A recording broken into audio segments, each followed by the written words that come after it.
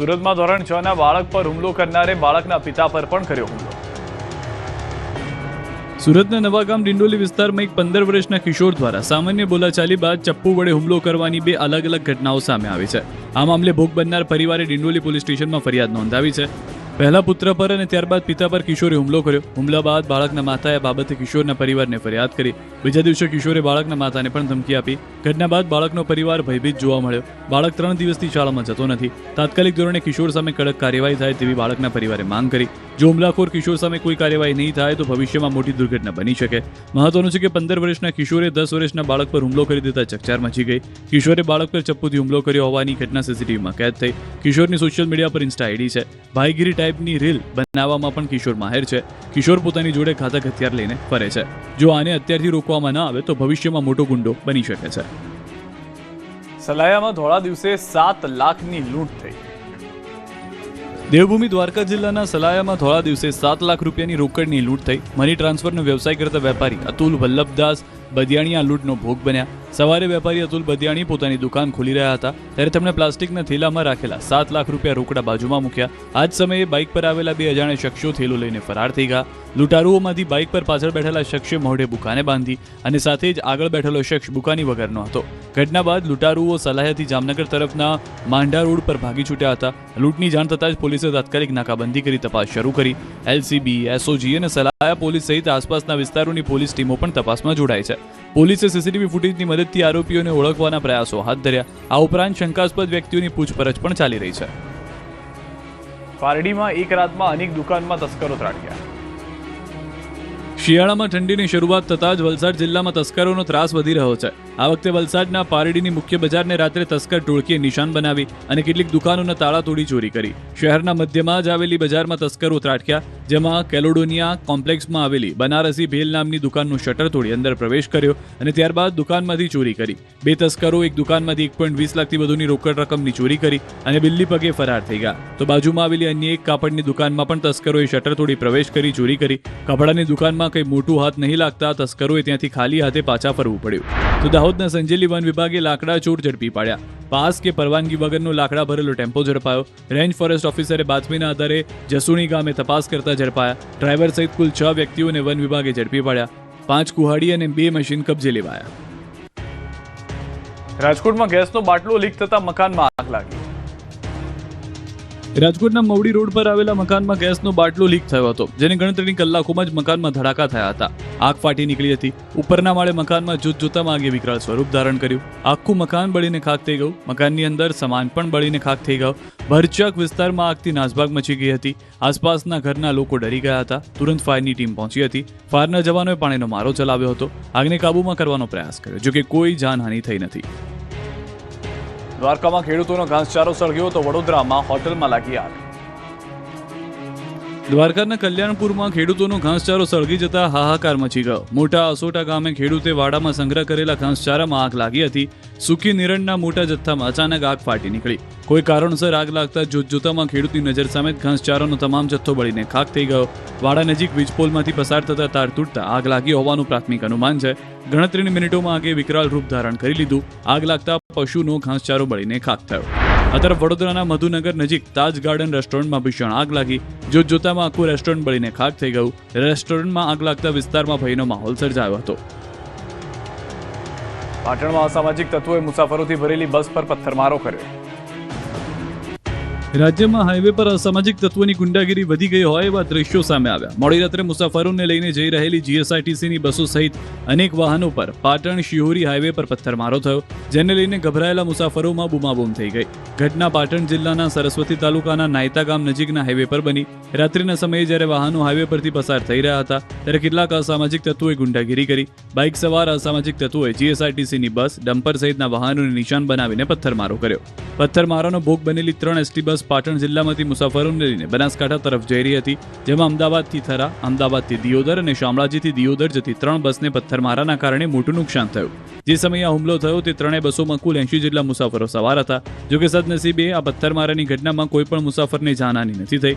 મુસાફર નો જીવ જોખમમાં મૂકનાર અસામાજિક તત્વો સામે ભારે રોષ જોવા મળી રહ્યો છે. નુકસાનગ્રસ્ત ત્રણેય એસટી બસને રાત્રે મોડેથી સલામતીના ભાગરૂપે સરસ્વતી તાલુકાના ડેપોમાં રાખવામાં આવી. આ સમગ્ર ઘટનાને પગલે જીએસઆરટીસીના ડ્રાઈવરે સરસ્વતી તાલુકા પોલીસ સ્ટેશનમાં પોલીસ ફરિયાદ નોંધાવવામાં આવી છે. મહેસાણા બાદ રાજકોટમાં પણ બેંકો બહાર નવી નોટો લેવા લાઈન લાગી. મહેસાણા બાદ રાજકોટમાં પણ બેંક બહાર લાઈન લાગી. જાણે આ બંને શહેરોમાં ફરી લોકડાઉન આવી ગયું હોય તેવા દ્રશ્યો સામે આવ્યા. નવી કડકડતી નોટો લેવા માટે બંને શહેરની બેંકની બહાર લોકોની લાંબી કતાર લાગી. મહેસાણામાં તો 14 લાખ રૂપિયાની 10ની નવી નોટોનું વિતરણ કરાયું. હાલ આરબીઆઈ રૂપિયા 10, 20, 5, 10 અને 20ના સિક્કા આપવાની જાહેરાત કરી ચૂક્યા છે, જેને રાજકોટ શહેરમાં નોટબંધી બાદ બેંકની બહાર ફરી એકવાર લાંબી લાઈનો જોવા મળી રહી છે. પરંતુ આ લાઈનો જૂની નોટો બદલવા માટે નહીં, પરંતુ રૂપિયા 10 અને 20ની નવી નોટો લેવા માટે લાગી છે. રાજકોટની એચડીએફસી બેંક આગળ લોકોને 10 અને 20 રૂપિયાની નવી ચલણી નોટો મેળવવા માટે કલાકો સુધી ઊભા રહેવા તૈયાર હોય તેવા દ્રશ્યો જોવા મળ્યા. આ વાતની જાણ થતાં મોટી સંખ્યામાં નાના મોટા વેપારીઓ અને સ્થાનિકો વહેલી સવારથી જ બેંકની બહાર ગોઠવાઈ ગયા. લોકોની ભારે ભીડ ઉમટી હતી. એક વ્યક્તિને 4,300 રૂપિયાની નવી નોટો આપવામાં આવી. આખો દિવસ લાખો રૂપિયાની નવી નોટોનું વિતરણ કરાયું. નવી નોટો અને સિક્કા મેળવવા માટે લોકોનો ઉત્સાહ જોવા મળ્યો. બજારમાં નવી નોટો અને સિક્કાની અછત છે, ત્યારે નવી નોટ સિક્કા મળતા લોકો ખુશ થયા. અમે છૂટા લેવા ઊભા છીએ. અહીં લાઈનમાં ટૂંકમાં બહુ ભીડ છે. અડધી કલાક જેવું થયું છે. બજારમાં છૂટાની તો બહુ વધારે તંગી છે. ખરાબ નોટો પણ એટલી પરાણે ચલાવી લેવી પડે છે અને સિક્કાની અવેબિલિટી પણ એટલી બધી નથી હોતી. આજે એચડીએફસી બેંકે પર પર્સન 4300 રૂપિયા જેવા છૂટા પૈસા આપેલા છે નવી નોટો રૂપે. રત્ન કલાકારોના બાળકોના શિક્ષણ સહાય માટે 26,000 જેટલા ફોર્મ નામંજૂર થતા રોષ. રાજ્ય સરકાર દ્વારા રત્ન કલાકારોના બાળકોના શિક્ષણ માટે જાહેરમાં કરવામાં આવેલા સહાય પેકેજમાં 26,000 જેટલા ફોર્મ રિજેક્ટ થતા રોષ ફેલાયો છે. સુરતના રત્ન કલાકારોએ આરટીઆઈનો સહારો લઈ જાગૃતિ અને લડતનું શંખનાદ ફૂક્યું છે. ડાયમંડ વર્કર યુનિયનના નેજા હેઠળ છેલ્લા 5 દિવસમાં જ જિલ્લા ઉદ્યોગ કેન્દ્રમાં 1000થી વધુ આરટીઆઈ અરજીઓ દાખલ કરવામાં આવી છે. રિજેક્ટ થયેલા ફોર્મ પાછળના સાચા કારણો જાણવા અને ગરીબ તથા જરૂરિયાતમંદ રત્ન કલાકારોને ન્યાય મળે તે માટે યુનિયનની માંગ છે. સરકારે રત્ન કલાકારો માટે શિક્ષણ સહાય પેકેજ જાહેર કર્યું હતું. આ પેકેજ અંતર્ગત સુરત ખાતે 74,000થી વધુ રત્ન કલાકારોએ ફોર્મ ભર્યા, જેમાંથી 50,000 ફોર્મને મંજૂર કરવામાં આવ્યા, પરંતુ 26,000 જેટલા ફોર્મને કોઈ પણ સ્પષ્ટ કારણ આપ્યા વગર રિજેક્ટ કરી દેવામાં આવ્યા. હાલમાં હીરા ઉદ્યોગ મંદિરના ગ્રહણ હેઠળ છે, જેના કારણે અનેક રત્ન કલાકારોની આર્થિક સ્થિતિ કફોડી બની છે. ઘણા પરિવારો ભાડાના મકાનમાં રહે છે. તેમના બાળકોની શિક્ષણ ફી ભરવા માટે સંઘર્ષ કરી રહ્યા છે. ફી ન ભરાય તો બાળકોના અભ્યાસ અટકાવવામાં આવે તેવું દબાણ પણ સ્કૂલો દ્વારા કરવામાં આવી રહ્યું છે. આવા કપરા સમયમાં શિક્ષણ સહાય રદ થતા પરિવારોની મુશ્કેલી વધી ગઈ છે. આચાર્યની બદલીની માંગ સાથે ખાંભાગીરની પ્રાથમિક શાળાને તાળાબંધી, શેરીમાં બાળકોને ભણાવવા પડ્યા. અમરેલીના ખાંભાના બોરાળા ગામમાં આચાર્યની બદલીની માંગ સાથે ગ્રામજનોમાં આક્રોશ ફાટી નીકળ્યો છે. બુધવારે ગ્રામજનોએ શાળાના દરવાજાને તાળા મારી દીધા હતા. ઉગ્ર રજૂઆત કરી, જેથી કડકડતી ઠંડીમાં શાળાના વિદ્યાર્થીઓને ગામની શેરીમાં બેસાડીને ભણાવવાની ફરજ પડી. બોરાળા ગામની પ્રાથમિક શાળામાં આચાર્યની મનમાનીથી વાલીઓ ત્રાસી ગયા. બીજી તરફ ધોરણ 1 થી 4ના વિદ્યાર્થીઓ માટે શાળામાં શિક્ષકોની પણ ઘટ છે, જેથી ગામના ભૂલકાઓનું ભણતર પણ બગડી રહ્યું છે. આ અંગે વાલીઓએ અનેકવાર શિક્ષણ વિભાગને રજૂઆત કરી છે, પરંતુ ભણે ગુજરાતની મોટી વાતો કરતા તંત્રને આ ગામની સમસ્યા દૂર કરવામાં રસ જ નથી. 1 વર્ષથી આચાર્યની બદલી પણ નથી થતી, જેથી કંટાળીને વહેલી સવારમાં વાલીઓએ શાળાને તાળાબંધી કરી દીધી. જેથી સવારમાં વિદ્યાર્થીઓ તો શાળાએ પહોંચ્યા હોવાથી શાળાની બહાર ગલીમાં બેસાડીને ક્લાસ શરૂ કર્યા હતા. વાલીઓએ શિક્ષણ વિભાગ દ્વારા લેખિતમાં બાંહેધરી આપવામાં ન આવે ત્યાં સુધી શાળામાં તાળા નહીં ખોલવાની ચીમકી ઉચ્ચારી છે. અમદાવાદ ગુજરાત યુનિવર્સિટીની હોસ્ટેલમાં પાણી મુદ્દે એનએસયુઆઈએ માટલા ફોડી વિરોધ કર્યો.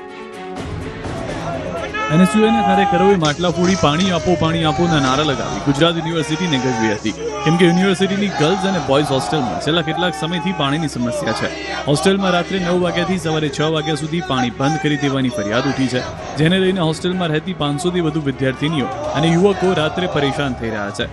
આ અંગે અનેકવાર રજૂઆત કરવા છતાં કોઈ કાર્યવાહી ન થતા અંતે પાણીની સમસ્યા મુદ્દે ગુજરાત યુનિવર્સિટીમાં એનએસયુઆઈના કાર્યકરોએ માટલા સાથે પહોંચીને વિરોધ કર્યો. 24 કલાક પાણી આપવાની માંગ સાથે કુલપતિને રજૂઆત કરી માટલા ફોડ્યા, જેથી પોલીસ અને કાર્યકર્તાઓ વચ્ચે ગરમાગરમીના દ્રશ્યો સર્જાયા. પોલીસે કાર્યકરોની અટકાયત કરવાનો પ્રયાસ કર્યો. એનએસયુઆઈના કાર્યકર્તાઓ જમીન પર સૂઈ ગયા. સોના અને ચાંદીના ભાવમાં ફરી વધારો થયો છે. સોનાનો 10 ગ્રામનો ભાવ 1,87,300 પહોંચ્યો છે, જ્યારે 1 કિલો ચાંદીનો ભાવ 1,60,500 થયો છે. વડોદરા પાદરાના સરસવાણી પાસે એક્સપ્રેસ વે પર ગમકવાર અકસ્માતમાં બેના મોત થયા. બેફામ કાર હંકારી હાઈવે પર સમારકામની કામગીરી કરતા 2 મજૂરોને અડફેટે લેતા હતા. કુલ 5માંથી 3 મજૂરોનો બચાવ થઈ ગયો છે, જ્યારે 2ના મોત થયા છે. પાટણના સમી તાલુકાના વેડ, બાંદરગંજ અને અમરાપુર ગામમાં એસટી બસની સુવિધાના અભાવને કારણે શાળાએ જતા વિદ્યાર્થીઓ જીવના જોખમે મુસાફરી કરવા મજબૂર બન્યા છે.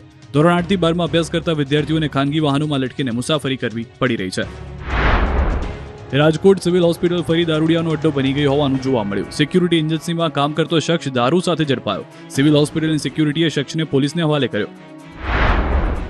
મોરબી મહાનગરપાલિકાના સિવિક સેન્ટરમાં મારામારી થઈ. જન્મ મરણ વિભાગમાં કોઈ કારણોસર અરજદાર અને કર્મચારી વચ્ચે બોલાચાલી થઈ હતી. જે બાદ મામલો ઉગ્ર બનતા અરજદાર અને મનપા કર્મચારી વચ્ચે છૂટા હાથની મારામારી થઈ હતી. મહેસાણાની દૂધસાગર ડેરીની 7 ડિસેમ્બરે ચૂંટણી યોજાશે.